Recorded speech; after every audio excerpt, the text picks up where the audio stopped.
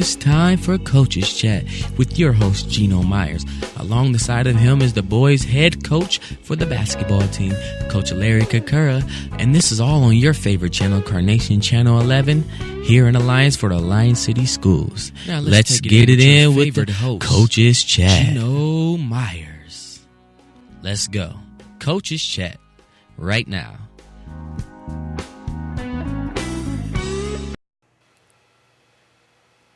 Hello and welcome to Coach's Chat. I'm your host, Geno Myers. Today, we're going to do something a little different. Usually I have Coach Kakura, Larry Kakura here from the boys basketball team.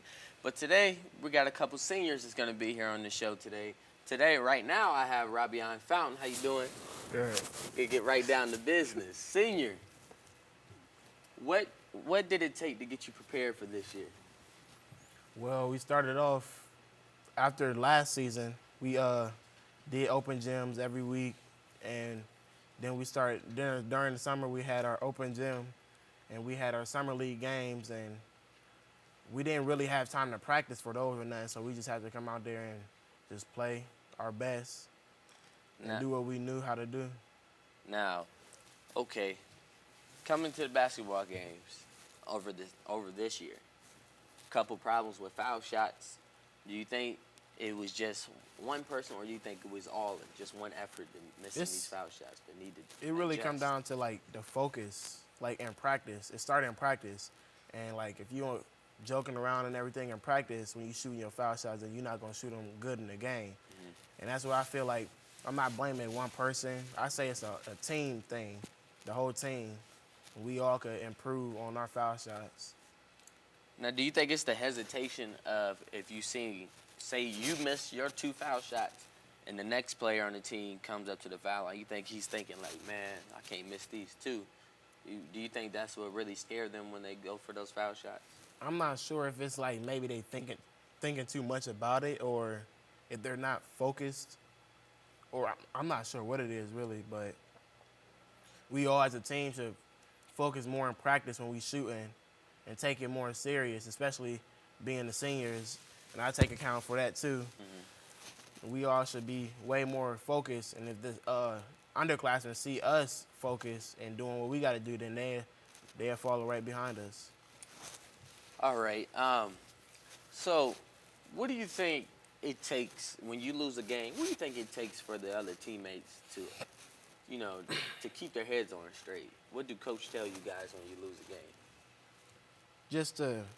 If we play hard, then he'll tell us to keep our head up. And, like, sometimes we don't always get the calls we want. So we got to go out there and play our hardest so we can get every call we do get.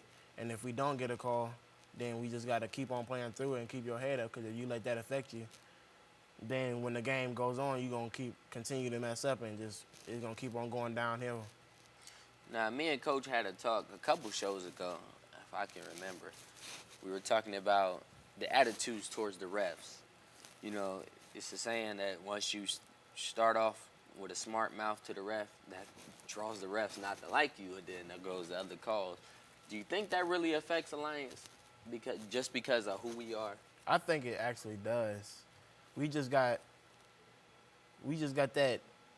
I'm not even sure what to call it. It's just every time we in the game or something bad goes wrong, somebody like trip out on the coach. On the ref, and that's one thing you shouldn't do, just because the game is really kind of in their hand, especially if it's a close game coming down to the wire. Mm-hmm. They can just make a call like that, and the game could be switched around to the other team or whatever. So, because I always get on Coach, because during every game, at least he be calling the refs out like he be kicking it at the clubs or something. With it.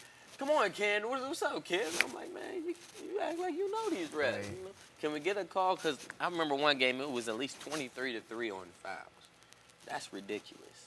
That was just in that quarter. Right. Now, what do you think you guys have to do to limit these foul mistakes if you know that they're going to come off real hard as usual? You just got to play back a little bit farther. And, like, when we have somebody driving, from the other team driving to the lane, we got to keep our big man or whoever guarding the person on their feet instead of jumping up trying to block their shot, which causes a lot of fouls as well. Now, what made you start playing basketball? What did it take for you to pick up that ball and just start making baskets? I just always did from a little kid because my grandpa used to have a basketball hoop behind us in the back of his house, and the little basketball court is like right by my house. So I used to always go over there and play every day, and just kept on doing it. And then 7th grade, I actually got on the team, and that's when I actually started really playing on the team. Started 7th grade, and I've been doing it ever since then. Did anyone motivate you to play basketball throughout your life? Just watching people on TV and the NBA and like older people above me, watching them play and wanting to get good as them or even better, just kind of motivated me to keep on wanting to play and keep going. What do you think you, as in yourself, Rabion Fountain, what do you think you brought to your team this year? Well, at the beginning of the season, me and Coach kind of had a little bit of confrontation, a little problems and stuff. But as the season went on, things got a little better. Then I messed my finger up, and I just came back from that not too long ago. And since then, I think I stepped up from how I was at the beginning. My attitude has changed a little bit more. I see how you're not supposed to be talking to coaches like as bad as I wasn't cussing them out or nothing, but I just always had something else to say anytime they told me to do something. I think I brought leadership after my injury, and I showed them, like, even if you down, you still got to play hard because the game is never over until that final buzzer. So I say leadership and defense. My defense is not too bad. So if Coach Kukura was sitting right here right now, what do you think he would say about Rabion's Fountain? That, like, he probably could tell that I changed a little bit from the beginning of the season to now, and how probably, I'm not really sure, maybe the potential that I could have if I keep my head on straight and learn to, like, keep my mouth closed at the right times and everything. So basically.